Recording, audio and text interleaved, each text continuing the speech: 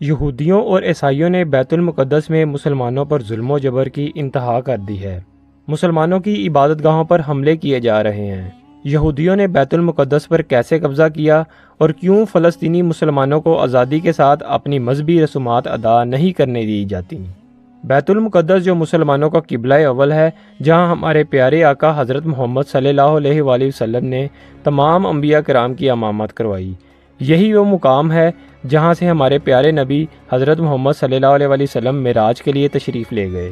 اسی شہر یروشلم میں حضرت داؤد علیہ السلام اور حضرت سلیمان علیہ السلام کی قبریں موجود ہیں۔ اس شہر کا ذرہ ذرہ مقدس ہے۔ سوال یہ اٹھتا ہے کہ اتنا مقدس شہر ہوتے ہوئے کیوں یہاں ہر وقت خون خرابہ جاری رہتا ہے؟ کیوں یہاں مسلمانوں کا قتل عام کیا جاتا ہے؟ اور کس وجہ سے یہاں مسلم خواتین کی عزتوں کو پامال کیا جاتا ہے؟ فلسطین کے اس شہر یروشلم کی 7000 سال پرانی تاریخ ملتی ہے، جس میں شروع سے ہی قتل و غارت اور خون کی ندیاں بہائی جاتی رہی ہیں۔ تاریخ میں مسلمانوں کے عظیم جنگجو سلطان صلاح الدین ایوبی نے کیسے جرأت و بہادری سے یہودیوں اور عیسائیوں کو شکست دے کر اس مقدس شہر کو فتح کیا۔ یہودی اور عیسائی کیوں اس شہر کو حاصل کرنا چاہتے ہیں، یہ سب ہم آپ کو آج کی اس ویڈیو میں بتائیں گے۔ ناظرین، ویسے تو دنیا کے زیادہ تر ممالک میں مختلف مذاہب کے لوگ پائے جاتے ہیں جو اپنے اپنے مذہب کے مطابق اپنی مذہبی رسومات ادا کرتے ہیں، لیکن فلسطین کا دارالحکومت یروشلم دنیا کا وہ واحد شہر ہے جسے مسلمان، یہودی اور عیسائی تینوں مذاہب کے لوگ مقدس مانتے ہیں۔ اس شہر یروشلم میں تینوں مذاہب کے لوگوں کے مقدس مقامات پائے جاتے ہیں۔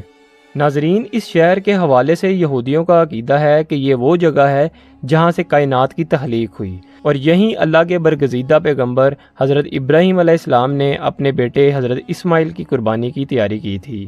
یہودی چاہتے ہیں کہ وہ مسجد اقصیٰ کو شہید کر کے یہاں ہیکل سلیمانی تعمیر کریں تاکہ ان کا مسیحا دجال اس دنیا میں ظاہر ہو سکے، جس کی حکومت کے اندر وہ پھر سے پوری دنیا پر ویسے ہی ایک بار پھر سے حکومت کریں گے جیسے ان کی حکومت پوری دنیا پر حضرت سلیمان علیہ السلام کے دور میں تھی، کیونکہ حضرت سلیمان علیہ السلام بھی بنی اسرائیل سے تھے۔ حضرت سلیمان اسی جگہ پر بیٹھ کر پوری دنیا پر حکومت کرتے تھے، جبکہ عیسائیوں کا عقیدہ ہے کہ حضرت عیسیٰ کی پیدائش بھی یہیں اسی شہر یروشلم سے ہوئی تھی اور یہیں سے ہی حضرت عیسیٰ کو زندہ اٹھا لیا گیا تھا۔ ناظرین، مسلمانوں کے اعتقاد کے مطابق حضرت محمد صلی اللہ علیہ وآلہ وسلم معراج پر جانے سے قبل اسی شہر میں صحابہ کرام کے ساتھ عبادات فرماتے تھے اور کچھ عرصے تک اسی مقدس جگہ کی طرف منہ کر کے نماز ادا کیا کرتے تھے۔ اسی لیے مسجد اقصیٰ کو قبلہ اول بھی کہا جاتا ہے۔ آپ صلی اللہ علیہ وآلہ وسلم نے اسی مقدس شہر مسجد اقصیٰ میں تمام نبیوں کی امامت کروائی تھی۔ یہی وجہ ہے کہ مسلمان اور عیسائی ہزاروں سال تک اسی شہر پر قبضے کے لیے آپس میں جنگیں لڑتے آئے ہیں، اور اسی سلسلے میں کئی صلیبی جنگیں بھی لڑی گئیں۔ مسلمانوں نے سب سے پہلے 638 عیسوی میں دوسرے خلیفہ حضرت عمر رضی اللہ تعالیٰ عنہ کے دور میں رومن امپائرز کو شکست دے کر اس شہر پر قبضہ کیا تھا۔ مسیحی دنیا میں یہ واقعہ ایک بہت بڑا سانحہ سمجھا جاتا ہے۔ اس کے بعد یہ شہر یروشلم اسلامی سلطنت میں شامل ہو گیا اور اسلامی سلطنت روز بروز مضبوط ہوتی گئی۔ اس دور میں مسلمان خلیفہ نے تمام مذہبوں کے ماننے والوں کو بیت المقدس آ کر طواف اور زیارت کرنے کی اجازت دے رکھی تھی، اور یہ بھی اعلان کیا گیا تھا کہ یہودی اور عیسائی زائرین کچھ دن یہاں قیام کرنا چاہیں تو اس کی بھی انہیں اجازت ہے۔ لہٰذا یہودیوں اور عیسائیوں نے بیت المقدس میں گانا بجانا اور رقص کرنا شروع کر دیا۔ اس وقت اسلامی ریاستیں سلجوق ترک کے ہاتھوں میں تھیں، لہٰذا سلجوقوں نے عیسائیوں سے کہا کہ وہ بیت المقدس کے تقدس کا خیال کریں، ورنہ ان کے خلاف سخت اقدامات اٹھائے جائیں گے۔ اسی دوران ایک عیسائی حکمران پیٹر نے من گھڑت کہانیاں لوگوں کو سنائیں اور عیسائیوں کو ورگلایا کہ مسلمان ان پر ظلم و تشدد کر رہے ہیں۔ لہٰذا 1095 عیسوی میں عیسائیوں نے بڑے بڑے یورپین ممالک کے عیسائیوں کو اپنے ساتھ ملا کر مسلمانوں کے خلاف جنگ کرنے کا فیصلہ کیا۔ اس جنگ میں 10 لاکھ صلیبیوں نے حصہ لیا، لہٰذا عیسائی فوج جتھوں کی شکل میں یروشلم کی طرف بڑھنے لگی۔ جب یہ لوگ یروشلم پہنچے تو سلجوق فوج سے ان کا سامنا ہوا۔ یہ جنگ 40 روز تک جاری رہی۔ عیسائی حملہ آور یروشلم میں داخل ہو گئے اور مسلمانوں کے خون سے ہولی کھیلی گئی۔ تاریخی کتابوں کے مطابق یروشلم کی گلیاں خون سے بھری تھیں، پورے شہر میں مسلمانوں کی لاشیں بکھری پڑی تھیں۔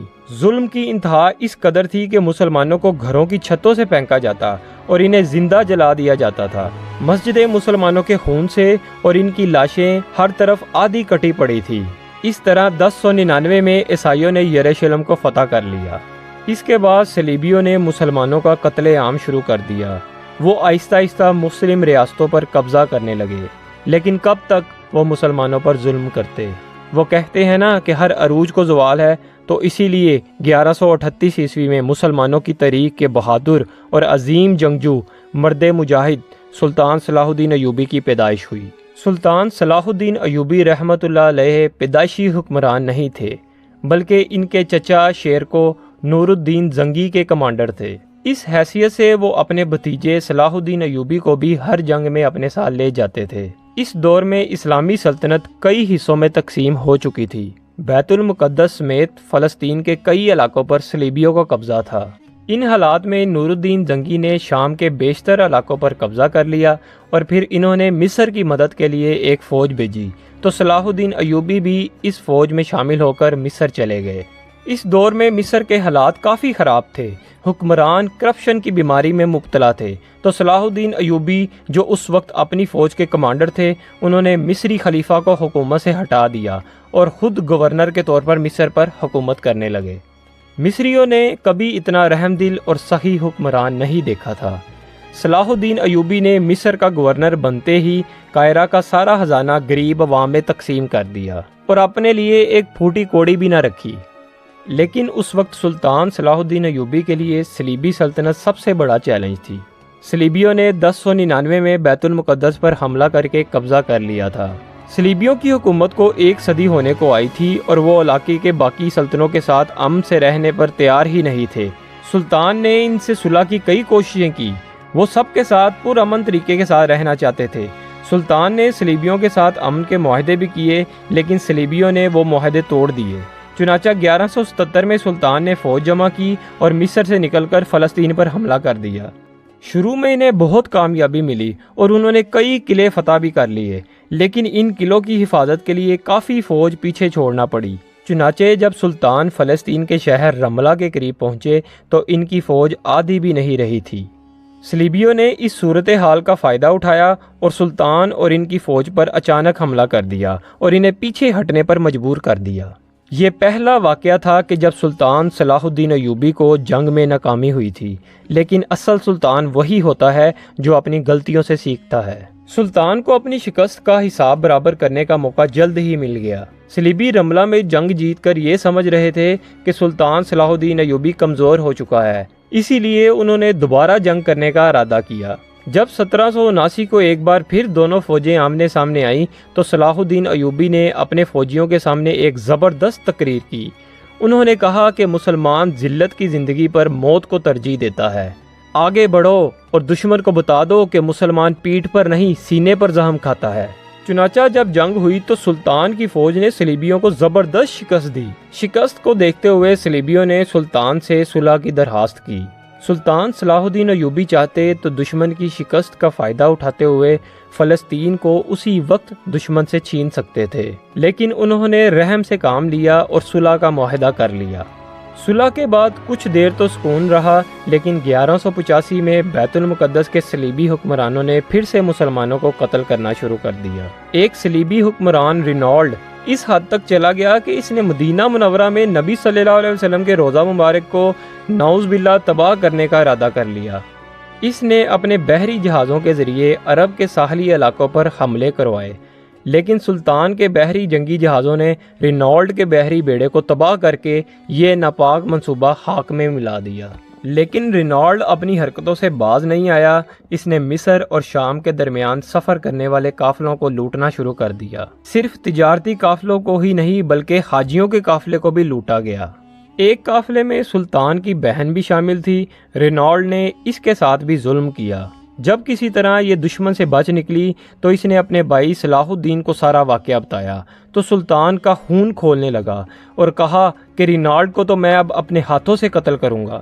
سلطان نے اپنے تمام اتحادیوں اور گورنروں کو خط لکھے اور کہا کہ وہ فوج لے کر سلطان کی مدد کو پہنچے، کہ اب صلیبیوں کے ساتھ فیصلہ کن جنگ کرنے کا وقت آ گیا ہے اور کہا کہ میں قسم کھاتا ہوں کہ جب تک بیت المقدس کو صلیبیوں سے آزاد نہیں کروا لیتا میں چین سے نہیں بیٹھوں گا۔ چنانچہ مصر اور شام سمیت کئی مسلمان ممالک سے بڑی تعداد میں فوجیں دمشق میں پہنچنے لگیں۔ سلطان نے ساری فوج کو اکٹھا کر کے فلسطین کے علاقوں پر حملہ کر دیا۔ ادھر رینالڈ بھی اپنی فوجوں کے ساتھ بالکل تیار تھا۔ سلطان نے صلیبیوں کے ساتھ جنگ کے لیے حطین کا علاقہ چن لیا۔ 1187 کو سلطان کی فوج نے صلیبیوں پر زہریلے تیروں کی بارش کی اور فوجی دستے آگے بڑھے اور دشمن پر ٹوٹ پڑے۔ یہ منظر دیکھ کر صلیبی فوج کے سپاہیوں کے دلوں پر قہر بن کر ٹوٹا۔ صلیبی فوج کے زیادہ تر سپاہی بغیر جنگ لڑے ہی فرار ہو گئے اور جو باقی بچے تھے وہ آسانی سے پکڑے گئے۔ رینالڈ بھی پکڑا گیا اور جنگی قیدی بنا۔ سلطان نے رینالڈ کو اس کی بدعہدی پر اپنی تلوار سے اس کا سر قلم کر دیا۔ اب سلطان بیت المقدس کی طرف بڑھے اور صلیبی فوجوں نے بغیر کسی حکمران اور لیڈر کے بیت المقدس میں سلطان کی فوج کا ایک ہفتے تک ڈٹ کر مقابلہ کیا۔ سلطانی لشکر نے آگ کے گولوں کی بارش کر کے دیواروں میں شگاف ڈال دیے۔ صلیبی لشکر خوف سے کپ کپانے لگے اور لڑائی کا ارادہ چھوڑ کر سلطان سے رحم کی درخواست کرنے لگے۔ حالانکہ بیت المقدس وہی شہر تھا جہاں 88 برس پہلے جب صلیبیوں نے قبضہ کیا تھا تو مسلمانوں کے خون کی ندیاں بہا دی تھی، لیکن سلطان صلاح الدین ایوبی نے سنت رسول صلی اللہ علیہ وسلم پر عمل کرتے ہوئے ان سب کو معاف کر دیا اور فدیہ دے کر آزاد ہونے کا کہا اور کئیوں کو تو مفت آزادی بخش دی۔ یوں 1187 کو بیت المقدس پر سلطان صلاح الدین ایوبی کا مکمل کنٹرول ہو گیا، یعنی بیت المقدس 88 برس بعد دوبارہ مسلمانوں کے کنٹرول میں واپس آ گیا۔ مسلمانوں کی اس فتح سے ایک بار پھر یورپ بھر میں بے چینی پھیل گئی اور یکے بعد دیگر 4 مزید صلیبی جنگیں لڑی گئیں، لیکن وہ یروشلم سے مسلمانوں کو بے دخل کرنے میں ناکام رہے۔ صلاح الدین ایوبی کی طبی موت کے بعد 1229 میں حکمران کامل نے بغیر لڑے یروشلم صلیبیوں کے حوالے کر دیا، لیکن صرف 15 برس بعد ہی خوارزمیہ کے مسلمان حکمران نے ایک بار پھر شہر پر کنٹرول حاصل کر لیا، جس کے بعد اگلے 673 برس تک بیت المقدس مسلمانوں کے قبضے میں رہا۔ سن 1517 سے 1917 تک یہ شہر عثمانی سلطنت کا حصہ رہا اور سلطنت عثمانیہ کے حکمرانوں نے شہر کی ترقی کی طرف کافی توجہ دی۔ انہوں نے شہر کے گرد ایک دیوار تعمیر کروا دی۔ سلطنت عثمانیہ کے خاتمے کے بعد اس شہر پر برطانوی چیف جیرالڈ ایلن بی کی قیادت میں مسیحی برادری نے قبضہ کر لیا۔ اس قبضے کے دوران یہاں دنیا بھر کے یہودی آئے اور یہاں آ کر آباد ہوتے گئے۔ آخر 1947 میں اقوام متحدہ نے اس شہر کو 2 حصوں میں تقسیم کرنے کی منظوری دے دی، جس سے نہ صرف فلسطین کو 2 حصوں میں تقسیم کر دیا بلکہ یروشلم کے بھی 2 حصے کر دیے گئے، جن میں مشرقی حصہ فلسطینیوں اور مغربی حصہ یہودیوں کے حوالے کر دیا گیا، اور اس کے اگلے سال ہی اسرائیل نے آزادی کا اعلان کر دیا۔ عرب ملکوں کے لیے یہ بات ناقابل قبول تھی، انہوں نے مل کر اسرائیل پر حملہ کر دیا، لیکن عرب ممالک اسرائیل کو شکست دینے میں ناکام رہے اور عرب ممالک کو اس جنگ میں شکست ہو گئی۔ بین الاقوامی برادری آج بھی اسرائیل کے یروشلم پر قبضے کو غیر قانونی سمجھتی ہے، مگر یہودی قوم اسے اپنا گھر مانتی ہے۔ اسرائیلی حکمرانوں نے 1985 سے یروشلم کو اپنا دارالحکومت قرار دے رکھا ہے، لیکن اقوام متحدہ کی قراردادوں کے مطابق یروشلم اسرائیل کا دارالحکومت نہیں ہے۔ 1967 میں عرب اسرائیل جنگ کے بعد یروشلم کے دونوں حصوں پر اسرائیل نے ناجائز قبضہ کر لیا، جس کے بعد آج تک اس شہر میں یہودیوں نے مسلمانوں کے خلاف ظلم و بربریت کا طوفان برپا کر رکھا ہے۔ یہودی مسلمانوں کی عبادت گاہوں پر حملے کرتے ہیں اور بے قصور عورتوں اور بچوں کا قتل عام کرتے ہیں۔ ہم مسلمان اسلام کے اس تیسرے مقدس مقام کی حفاظت کرتے رہیں گے، چاہے ہمیں اس کے لیے کوئی بھی قربانی دینی پڑے۔ اس 100 سالہ دور میں مسجد اقصیٰ کو دفتروں کے طور پر اور قبہ صحرا کو کلیسا کے طور پر استعمال کیا جا رہا ہے۔ اذان کی آوازوں سے مسجد اقصیٰ کو محروم کر دیا گیا ہے۔ اللہ کرے کہ وہ دن جلدی آئے جب اس شہر کو کوئی مرد مجاہد ان ظالموں کے شر سے آزاد کروائے، جس طرح سلطان صلاح الدین ایوبی نے صلیبیوں کو شکست دے کر اس مقدس شہر کو آزاد کروایا اور توحید کا علم بلند کیا۔ آپ کو مزید دلچسپ حقائق سے آگاہ کرتے رہیں گے۔ آپ کی اس کے متعلق کیا رائے ہے، ہمیں کمنٹس میں ضرور بتائیے۔